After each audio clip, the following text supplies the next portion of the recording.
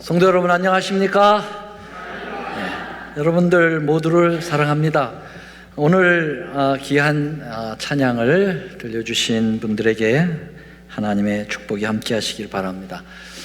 오늘 제가 짧은 시간 안에 오늘 말씀을 마쳐야 되기 때문에요, 여러분 집중해서 함께 따라와 주시기 바랍니다. 오늘은 말씀의 제목을 언약의 성만찬이라고 정해 보았습니다. 오늘 본문의 말씀 우리 함께 같이 읽겠습니다. 시작. 또 잔을 가지사 살해하시고 저희에게 주시며 가라사대 너희가 다 이것을 마시라. 이것은 죄사함을 얻게 하려고 많은 사람을 위하여 흘린 바 나의 피 곧 언약의 피니라. 금삼의 피라고 하는 그 소설이 있었습니다. 1936년 매일신보에 매일 연재되었던 박종하 씨의 역사 소설 제목인데요, 이 시 조선의 그 피해 복수를 일으킨 갑자사화를 실화를 소설로 엮은 것입니다. 이 시 조선의 9번째 왕이 연산군인데 그 생모 윤씨를, 폐위되었던 윤씨를 복위시키고자 일으킨 피해 비극적 역사를 다룬 것입니다. 연산군은 계비의 손에서 자라서 그 왕위에 오르게 되는데 우연히 자기에게는 생모가 있었다고 하는 사실을 알게 됩니다. 그리고 그 생모가 억울하게 모함을 당해서 죽었다는 소식을 듣고요, 그리고 외할머니인 신씨로부터 그 엄마가 죽을 때 사약을 받고 피를 토하며 죽었을 때 그 옷에 저고리에 묻은 그걸 금삼이라고 하는데요, 그 피 묻은 금삼을 연산군에게 주어지면서 엄마의 이 억울함을 복수해달라고 하는 요청을 듣게 됩니다. 20년이 넘은 오래된 약속을 연산군은 이행하면서 엄청난 피를 흘리게 되는 것이죠. 여러분, 피의 약속은 강한 인상을 주고 그것은 절대적 약속을 의미하게 됩니다. 예수님께서도 지금 십자가로 가시기 전 제자들과 위대한 피의 약속을 확인하고 싶으셨습니다. 이 약속은 아주 오래된 약속이었습니다. 이 금삼의 피는 20년 전에 약속을 지키려고 했던 거지만 이 예수님이 우리에게 하신 약속은 6,000년이 넘게 되는 그러한 약속입니다. 그 약속은 하나님을 배반하고 죄인이 된 전 인류를 위해서 피 흘려 죽으셔서 우리를 구원하시겠다고 하시는 소중한 약속입니다. 이 언약은 창세 전에 약속되었다고 성경은 나와 있습니다. 계시록 13장 8절에 보면 창세로부터 죽임을 당한 어린 양이라는 표현이 있습니다. 이 어린 양은 우리가 잘 아는 대로 예수님이시죠.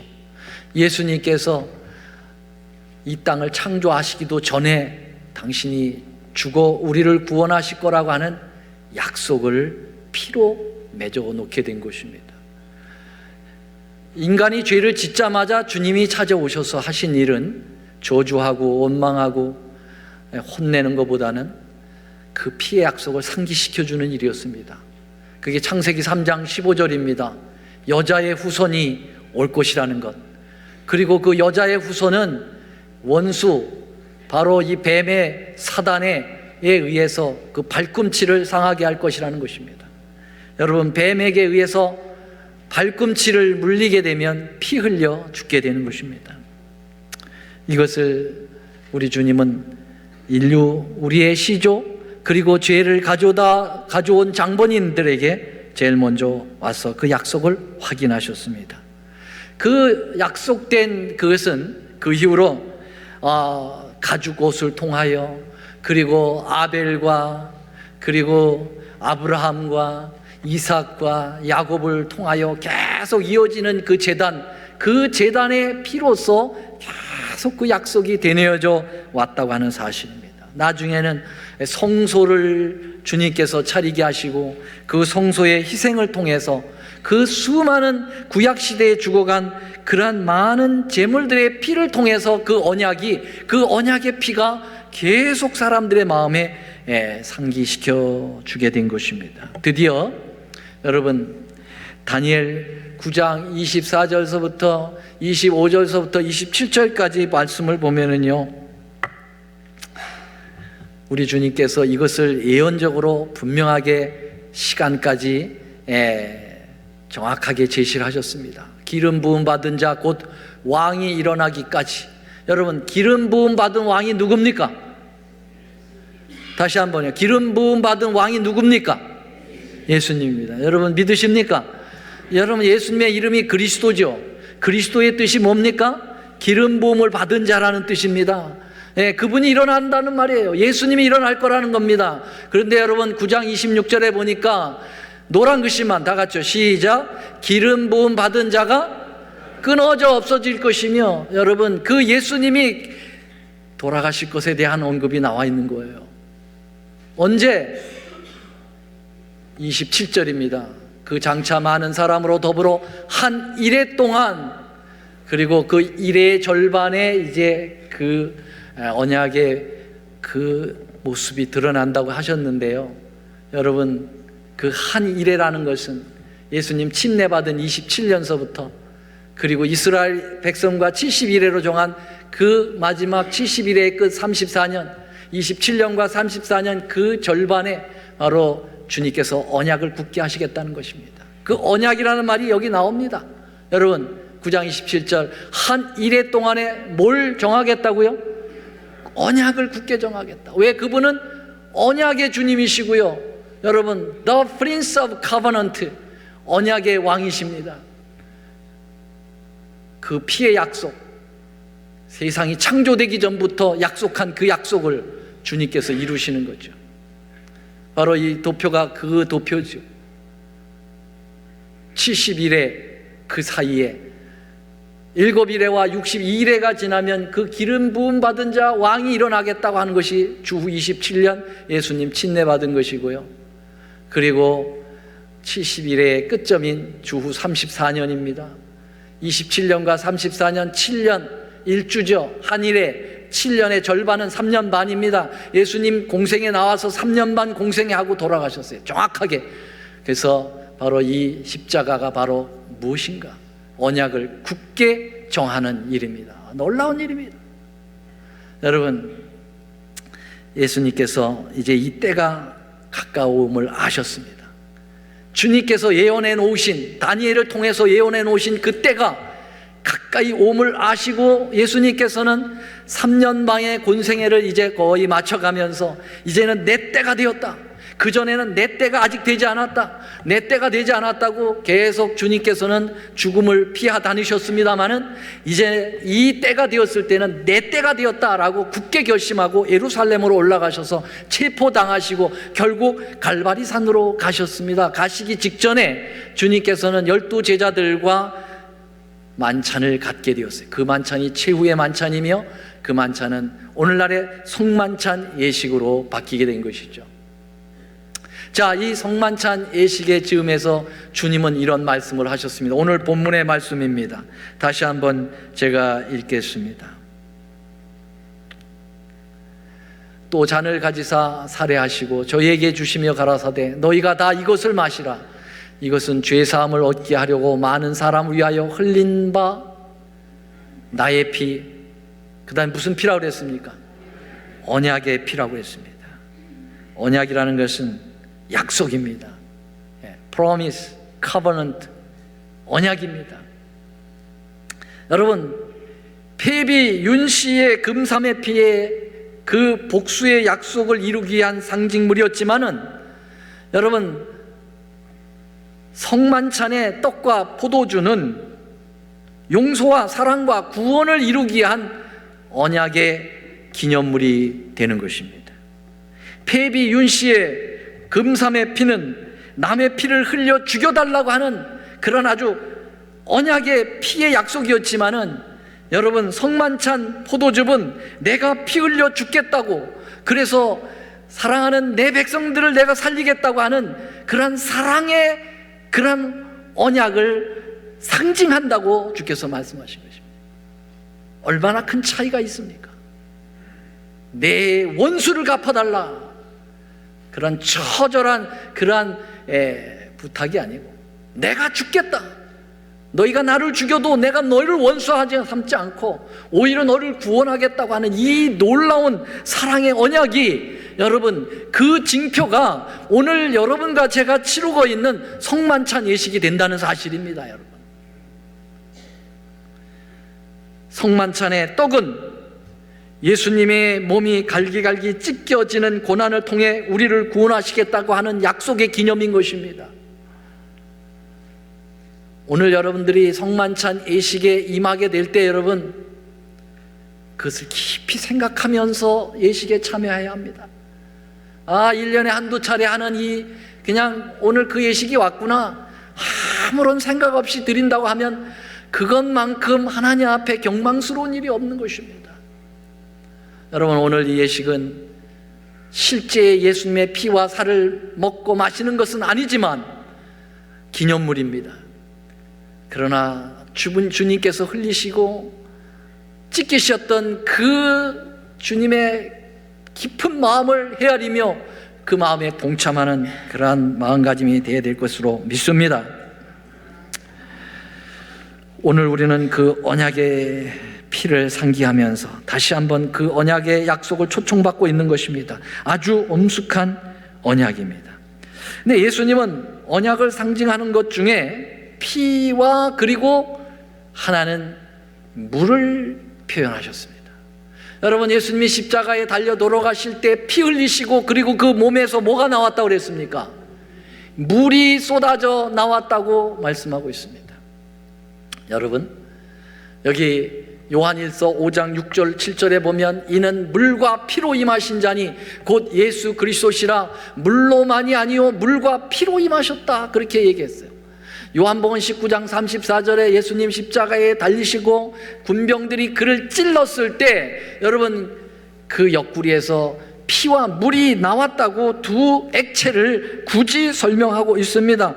이유가 뭘까요? 다 의미가, 영적 의미가 있는 것입니다. 우리의 구속에 있어서 빠질 수 없는 것입니다. 십자가에 달리신 몸에서 피와 물이 나왔다고 하는 것은, 여러분, 이 물이라고 하는 것은 바로 침례를 상징하는 것입니다. 여러분, 물은 무엇을 의미하는가? 그건 침례라고 얘기했어요. 여러분, 이 성막들에서 예수님의 칭의가 일어나고 구속의 원리의 첫 번째 단계가 일어나는데, 십자가를 믿고 침례받아 구원에 이르는 것입니다. 이게 칭의입니다. justification입니다. 자, 여러분, 번제단은 십자가를 의미합니다. 그리고 물두멍은 바로 물이니까 침례를 의미합니다. 그런데 예수님이 십자가에 달리셨을 때, 여러분, 몸이 찢기고 거기서 피가 나오고 물이 나왔다는 것은 이 성막들에서 이루어지는 칭의를 십자가에서 다 이뤘다, 그렇게 표현되고 있는 것입니다. 그런데 여러분, 놀랍게도 우리 성만찬 예식인 그 예수님의 피와 살을 의미하는 것 그 이전에 하나 치러야 될 예식이 있습니다. 그게 무슨 예식일까요, 여러분? 그게 무슨 예식일까요? 세족 예식이죠. 세족 예식을 치룬 다음에 뭘 해야 돼요? 성만찬 예식을 하도록 되어 있습니다. 그럼 세족 예식은 무엇을 의미하느냐, 이것이죠. 여러분, 세족 예식이라고 하는 것은, 그것은 침례를 이야기합니다. 우리가 그 성만찬 예식을 하기 전에 예수님께서 어떻게 하셨습니까? 제자들의 발을 씻겨주는 일을 합니다. 아무도 예수님의 발을 씻겨줄 사람이 없어요. 제자들이 서로 눈치만 보고, 그건 종들이나 하는 거지, 우리같이 예수님의 사도인데 그래도 아무도 하지 않는 것입니다. 이때 예수님께서 그럼 내가 하지, 일어나셔서 허리에 수건을 두르시고 제자들의 발을 씻기기 시작하는데요, 발을 씻기려면 어떻게 해야 된다고요? 무릎을 꿇어야 돼요. 제자들 앞에서 무릎을 꿇었습니다. 여러분, 제자들을 위해서 죽으실 그분이, 우주의 하나님이, 우주를 창조하신 분이 연약한 인간, 자기의 제자들의 앞에 무릎을 꿇었다는 사실은 그분의 겸손을 의미하면서 하나님의 의를 우리에게 가르쳐 주시는 것이죠. 발을 씻겨 나갑니다.